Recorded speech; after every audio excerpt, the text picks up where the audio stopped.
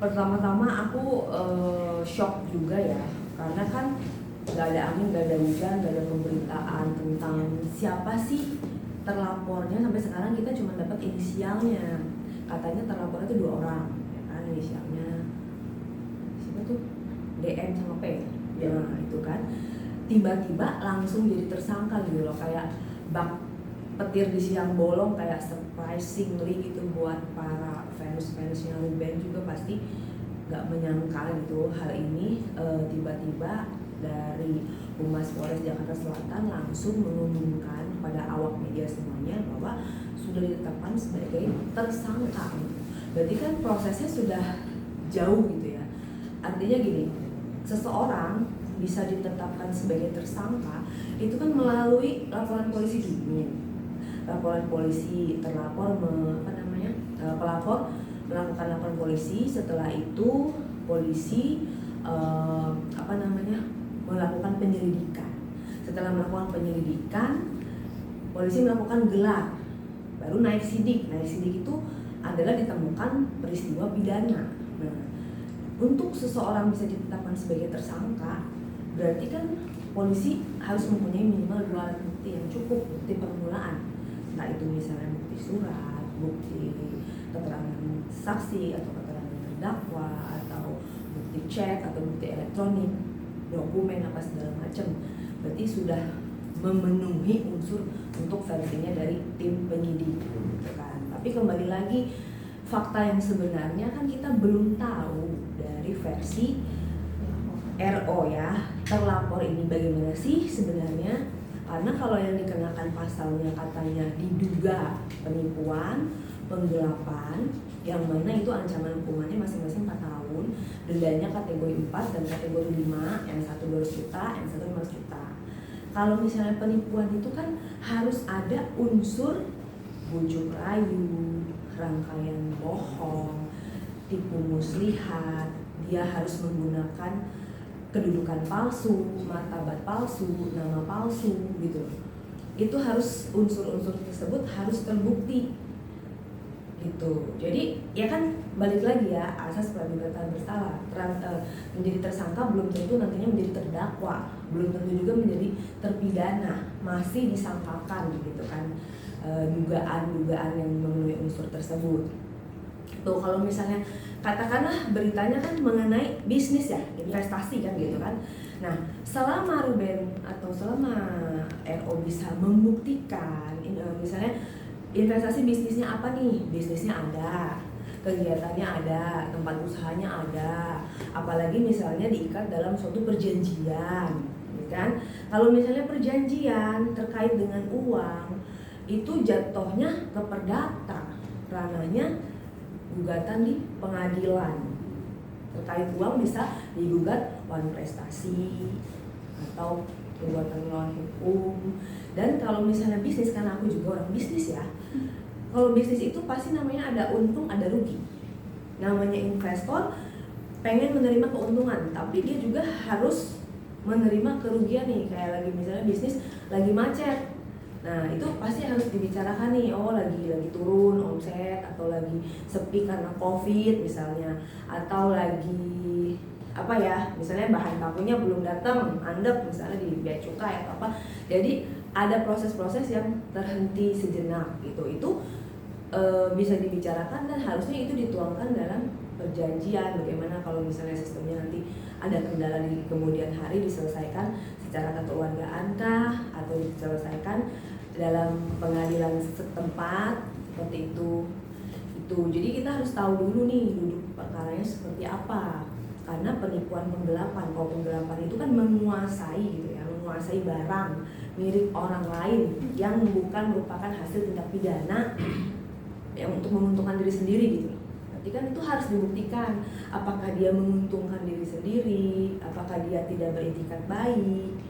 Semuanya itu harus dibuktikan dari pasal-pasalnya tersebut. Oke. Ya, kembali lagi ke fakta yang sebenarnya, duduk perkara yang sebenarnya. Jadi sebenarnya itu unsurnya tersebut masuk atau enggak gitu. Kalau misalnya pihak RO merasa dia tidak melakukan apa yang dituduhkan, itu harus dibuktikan kan, harus dibuktikan dan masih bisa dibuktikan. Tapi kalau misalnya restoratif justice sebenarnya baik bagi kedua belah pihak, karena kan itu bisa memulihkan kerugian korban juga. Tapi kalau misalnya restoratif justice itu adalah berarti terlapor mengakui adanya tindakan seperti itu.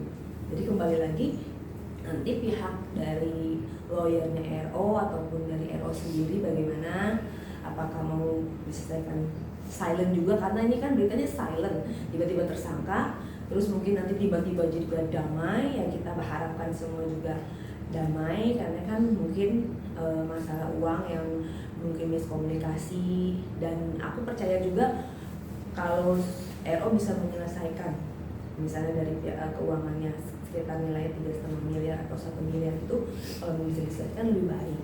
Tapi kembali lagi semua itu harus dibuktikan. Kalau misalnya ada perjanjian, tidak bisa masuk ke ranah pidana.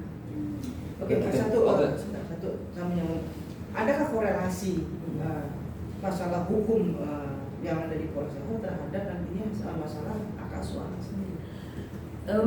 Ya kalau dari segi pemberitaan untuk publiknya ya, kalau untuk publiknya pasti terganggu lah ya. Pasti kan orang tiba-tiba lagi nggak ada angin, nggak ada hujan, terus diberitakan semua media mainstream, media TikTok, media YouTube ngomongin satu orang itu aja, ya kan, RO tersebut. Pasti dia terganggu.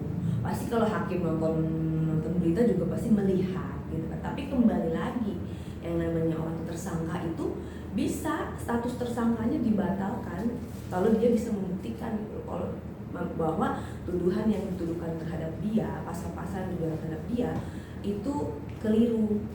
Gitu. Oke, dalam artian masih punya peluang ya untuk masalah terkait masalah hak asuh itu ya. Yang pasti pengacaranya harus punya strategi itu ya.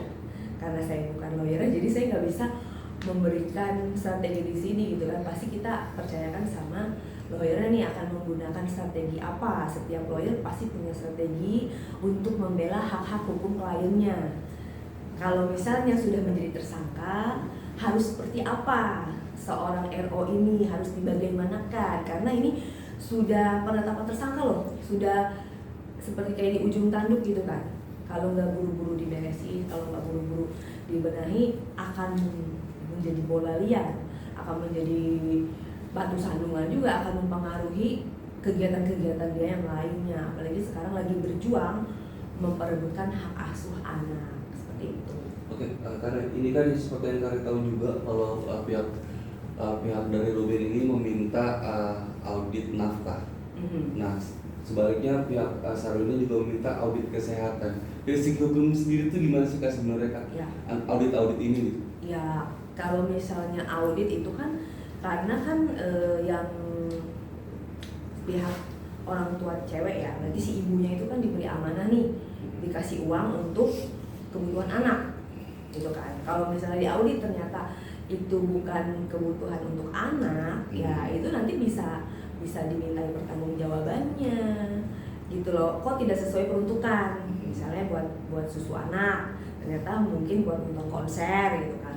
Itu bisa dimintai pertanggungjawabannya, dan itu bisa nanti dijelaskan di muka persidangan bahwa saya dalam hal ini diduga dicurangi. Berarti kan itu ada pelanggaran apa ya?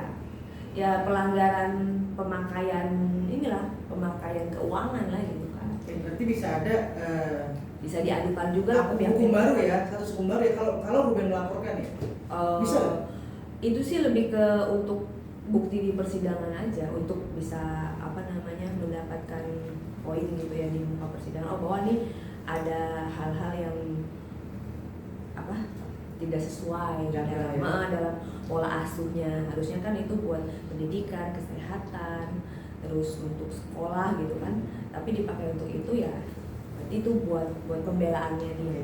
Oke, lantas ada balasan terkait masalah, ya udah saya minta audit kesehatan.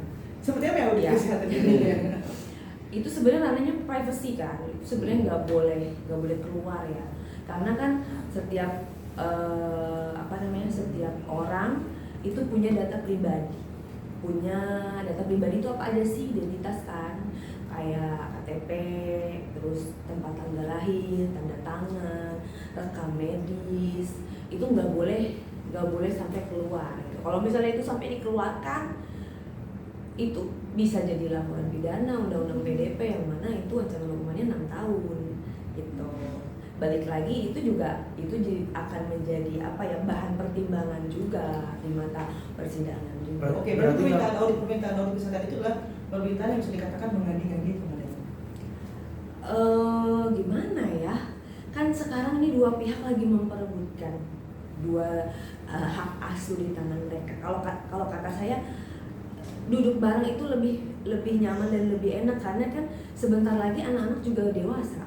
Anak-anak juga nanti menginjak usia ke 17, yang mana 17 udah boleh milih gitu loh, boleh milih mau sama siapa gitu loh. Artinya waktu memperebutkan ini sebenarnya hanya rentan berapa tahun doang. Memperebutkan berapa tahun sih, ya kan? Si anaknya berapa tahun? 12 berarti kan 13, 14, 15, 16, 17 5 tahun aja gitu. Kalaupun salah satu menang hanya bisa 5 tahun, setelah itu ya mereka bebas mau ada di hak asuh di siapa, mau tinggal di mana gitu. Oke. Ya seseorang kalau lagi memperjuangkan sesuatu, apalagi itu yang paling berharga dalam hidupnya gitu ya, apalagi itu anak, pasti akan melakukan segala cara gitu untuk menjatuhkan lawannya supaya dia tidak layak untuk mendapatkan hak asuh. Kalau kata aku ya nanti lihat aja terbukti atau tidaknya gitu. Kembali ke status tersangka tadi. Ya. Nanti di persidangan itu akan mempersulit nggak sih Kak? Jauh banget sih Mas, udah ke persidangan aja. Karena di udah persidangan Kak, udah masuk sidang. Yang mana? Anak. Anak mediasi ya. Yang anak kan mediasi sudah selesai Selesai. nih, tapi Deadlock Depok ya. Deadlock akhirnya masuk ke persidangan. Nanti masuk besok. ke materi perkara. Materi pokok perkara. Substansi. Maksud aku status TSK di itu nanti akan mempersulit nggak sih di persidangan gitu? Enggak sih kalau kata aku, kecuali dia memang nanti sudah mau amit-amit ya, misalnya tahan kayak gitu atau nanti melakukan lanjut ke persidangan. Makanya pengacaranya, balik lagi, pengacaranya RO ini harus segera gitu ya, harus segera mendapatkan solusi, harus segera mendapatkan strategi, harus segera mendapatkan bisa berkomunikasi dengan terlapor, dengan para penyidik, bagaimana mau diselesaikannya, atau kalau memang benar-benar merasa tidak melakukan, langkah apa yang harus diambil. Tentunya aku nggak mau share di sini karena itu yang akan aku lakukan untuk klien-klienku lah pasti. Artinya kedua belah pihak harus sama-sama menjaga mana yang ranah buat publik, mana yang ranah untuk di persidangan, karena kan takutnya kan ada sama lain mengeluarkan hal-hal yang kurang diinginkan. Iya, jadi ini artinya sudah pertarungan harga diri, bukan lagi ya udahlah ya bagaimana baiknya lah kita sebagai orang tua, ayo kita co-parenting sama-sama menjaga anak, udah nggak kayak gitu lagi karena pemberitaannya banyak kompor meleduk ya kan gitu kan. Media juga kan benar-benar mengipas, menggoreng. Jadi bagaimana seseorang mau damai gitu, baru juga adem, ada lagi berita, ada lagi ini gitu kan. Dari pihak pendukungnya yang satu menemukan fakta baru, akhirnya dia tersinggung lagi. Yang dari sini ngulik-ngulik lagi masa lalunya, akhirnya never ending story, gitu, never ending story. Ini satu jalannya berdamai, tapi kan kedua belah pihak ini udah punya ego dan harga diri yang sulit, gitu, yang sulit. Dua-duanya udah pada punya fans, dua-duanya udah pada punya kehidupan masing-masing. Dan kemarin aja yang mediasi itu kan deadlock sampai kelihatan tidak bertegur sapa sama sekali ya. Maksudnya tidak menatap saja, tidak gitu. Berarti kan aduh bagaimana mau melakukan ini dengan baik-baik saja. Sangat menyayangkan ya, kalau aku disclaimer, kalau aku nggak berpihak kepada mereka, aku berpihak kepada anak-anak gitu. Balik lagi anak yang menjadi korban, kasihan. Mereka belum cukup umur untuk bisa menerima keadaan orang tua dan beban dari pembulian, pemberitaan dari media-media di Indonesia seperti itu dalam jangka waktu yang terus-menerus lama. Karena kan ini kan jadi jejak digital buat anak ya Kak. Karena kan apalagi kan ini kan anak lah sih sebagai korban ya kayaknya. Mungkin harus ada ambil peran dari pihak psikolog kah, atau mungkin atau apa mungkin kan dari lembaga-lembaga terkait mungkin. Iya, kan kemarin udah pada ngadu ke KPAI tuh. KPAI kan Komisi Perlindungan Anak Indonesia.